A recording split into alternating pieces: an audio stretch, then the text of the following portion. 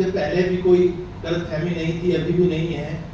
तो लेकिन 2-3 मेरे मित्र और साथी विभाग के बाकी लोग यहाँ हैं, डॉक्टर दुर्वेश हैं, वो कभी ये नहीं पूछते हैं कि आप इस पर बोल पाओगे कि नहीं बोल पाओगे, तो बहुत जल्दी आदेश देते हैं कि इस दिन आपको पहुँचना है।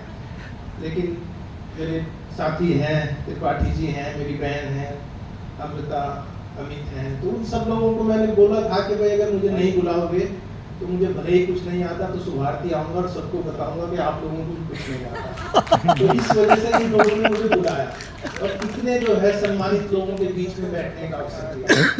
जो सुबह स्वामी जी बोल रहे थे, मैंने वहीं से बहुत सारी कोशिश की कि मैं क्या बोलूँ, लेकिन वहीं से 2-3 चीज़ें ऐसी हैं जिस पर मैं केवल बात करना चाहता हूँ।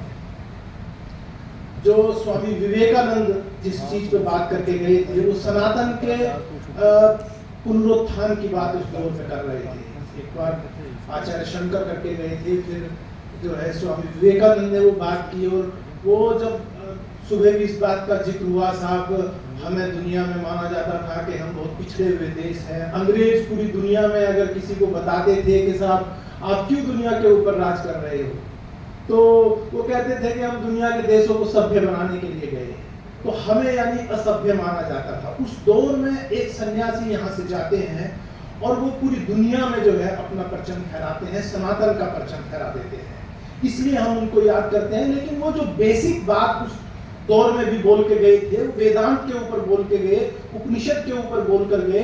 मुझे लगता है तब से अब तक इस पर कोई फोकस हम लोगों का शायद अभी भी नहीं आया है। मतलब मैं अपनी बात कर सकता हूँ कि मैंने तो बिल्कुल ये रहस्य बता दिया है कि साहब मुझे कुछ नहीं आता है, तो वो थोड़ा माहौल हल्का रहना चाहिए। वो कहते हैं कि साहब चर्चिल के बारे में किसी ने कहा कि ओपन स्पेस में कि चर्चिल मूर्ख है, साहब उसको पुलिस ने पकड़ लिया। अगले दिन पार्लियामेंट में जो है विपक्ष के लोगों ने सवाल पूछा कि साहब आपने उस आदमी ने कहा चर्चिल मूर्ख है, आपने उसको पकड़वा दिया। बोले नहीं, मैंने इसलिए नहीं पकड़वाया कि उसने मुझे मूर्ख कहा है, मैं ये कह रहा हूँ कि ये नेशनल लेवल का और इंटरनेशनल लेवल का सीक्रेट था जो उसने ओपन कर दिया। मूर्ख तो मैं हूँ, तो उसके बावजूद मैं मूर्ख तो हूँ, मुझे इसकी जानकारी नहीं है। लेकिन जिन जिन लोगों ने इस सारी चीजों के ऊपर फोकस किया, एक कार्यक्रम में मैं हरियाणा में था, तो वहाँ एक प्रोफेसर भोपाल से आए थे, बहुत लंबा कार्यक्रम था, मेरे याद नहीं है किसने क्या बोला, लेकिन उनकी बात मेरे याद रही। उन्होंने जो बात रखी, उन्होंने कहा कि साहब हमारी सूरज से कितनी दूरी है, सूरज की जो धूप हमारे पास तक पहुंचती है, ऊष्मा हमारे पास तक पहुंचती है, वो कितनी देर में पहुंचती है। तो फिलहाल जिन जिन लोगों ने सारी बातें कही हैं, उन्होंने उनके बारे में बताया, और इसके अलावा उन्होंने कहा कि यही सारी चीजें जो है ऋग्वेद के फला पेज पे भी लिखी हुई है। उस दिन के बाद से मुझे लगा यार कोई ऐसी चीज तो है जिसे पढ़ना चाहिए। तो लेकिन मुझे लगता है कि अभी भी हम लोगों ने उसके ऊपर बहुत ज्यादा कुछ ध्यान नहीं दिया है। 2-3 चीज जो स्वामी जी बोल के गए थे, मैं उसको बस केवल फोकस करना चाहता हूँ। वो कह रहे थे कि स्वामी विवेकानंद ये उन्होंने जो अपना मिशन बताया, वो बताया कि हर व्यक्ति के अंदर एक दिव्यता है। एक तो मैं उसको निकालना चाहता हूँ, मैं मनुष्य बनाना चाहता हूँ। ये जो लाइन है, और राष्ट्र का निर्माण करना चाहता हूँ, ये जो लाइन है कि मनुष्य बनाना चाहता हूँ, ये कमाल की बात है। और अभी भी त्रिपाठी जी, एक दिन मैं इलाहाबाद बैंक के कार्यक्रम में गया, शिक्षक दिवस का कार्यक्रम था, तो उन्होंने कहा कि साहब आपको सम्मानित करने के लिए बुलाना है। मैंने कहा भाई मैं अपने शिक्षक जीवन में मैंने ऐसा कोई काम नहीं किया कि जिस पर आप मुझे सम्मानित करो, मैं तो बिल्कुल अति साधारण व्यक्ति हूँ, लेकिन फिर भी बुला रहे हो। तो पहुंच गया मैंने देखा मेरे सामने जितने सारे प्रोफेसर बैठे थे, जो विश्वविद्यालय की अपनी जिंदगी में मैं जिन लोगों को बहुत ज्यादा सम्मान करता रहा, वो सारे वो लोग बैठे थे। मैं उन्हें देख के और ज्यादा घबरा गया। ये सारे लोग जिन्हें मैं सुनता रहा हूँ और ये इनके सामने मुझे सम्मानित कर रहे हैं। लेकिन जब वो बोलने के लिए खड़े हुए, हम सारे लोग, हमारे टीचर जो रहे हैं, मैं उन्हें याद कर रहा हूँ फिलहाल, तो जब वो जो प्रोफेसर गण बोलने खड़े हुए, उन्होंने कहा कि पूरी उम्र में हमने तमाम सारे स्टूडेंट तैयार किए जिन्होंने 4 किताबें ज्यादा पढ़ी या 4 किताबें कम पढ़ी, लेकिन अभी अगर हम देखते हैं और हमको लगता है कि हमने एक वर्ष में एक बच्चा ऐसा तैयार किया जो सही अर्थों में एक इंसान बन पाया, जो सही अर्थों में ऐसा बन पाया कि वो जो बोल रहा है वही वो करता है।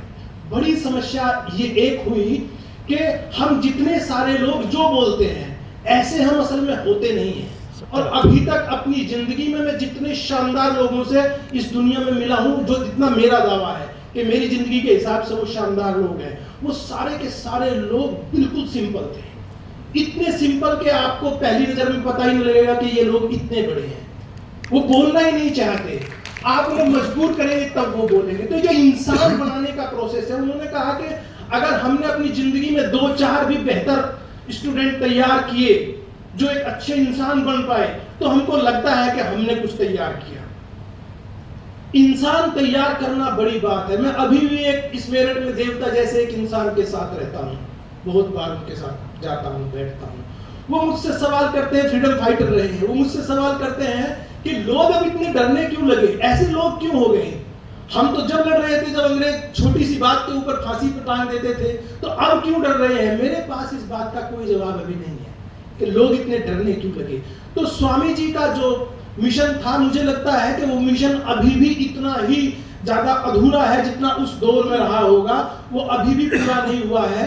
और हम सारे लोगों के लिए वो मिशन अभी है कि हम लोग बेहतर इंसान बन पाए, हम लोग जैसा बोलते हैं ऐसे हो पाए।